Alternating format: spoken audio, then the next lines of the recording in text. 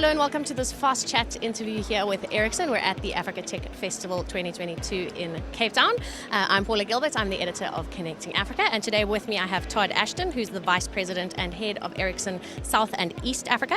And today we're talking about mobile broadband in Africa, 5G and digital transformation in general. Hi Todd, nice to have you with us. Good morning, how are you doing, Paula? Very well, thanks. All right, so from Ericsson's point of view, what's the outlook of mobile broadband in Africa, you would say?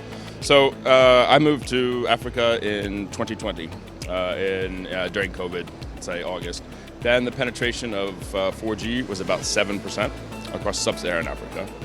It has now gone to about 20%. And from my experience also in Southeast Asia, 20% is kind of the tipping point when there's enough smartphones that it really gets everyone else involved. So I think now you're going to see an acceleration of 4G. And that is perfect because that is the sort of the foundation you need for 5G. And that will then give, I believe, sub-Saharan Africa a chance to leapfrog many other places in the world because they won't have the same sort of legacy problems to get to 5G. Yeah.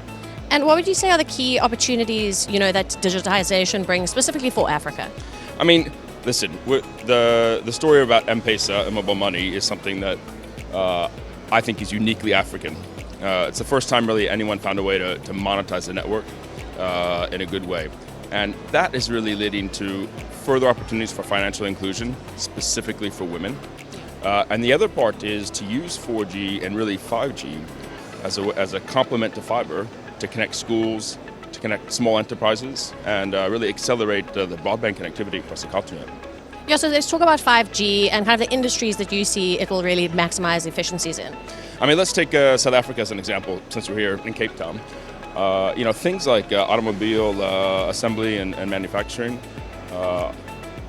businesses like mining, these can really leverage, so beyond just normal mobile broadband, really leverage the 5G technology to make mines safer, make factories safer. I think we'll see big things happen specifically in South Africa.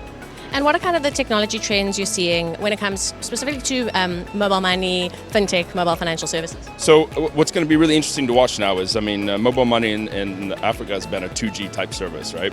Connected to the SIM and your feature phone. With 4G, you're seeing a whole ecosystem come in of new players that are integrating into that core mobile money platform. And so I imagine we'll see some new disruptors come in that maybe are able to drive financial inclusion better, able to give more easy and seamless integration of new services that will make that ecosystem worth more. And then what are the telecoms kind of technologies that specifically are going to help, digitization and digital inclusion? Well, I mean, the fundamental thing that we have to remember is you need the mobile connectivity to get going. Otherwise, really important technologies that are coming with the hyperscalers, etc., will have no penetration. So I think that you need to have that foundation to make it go.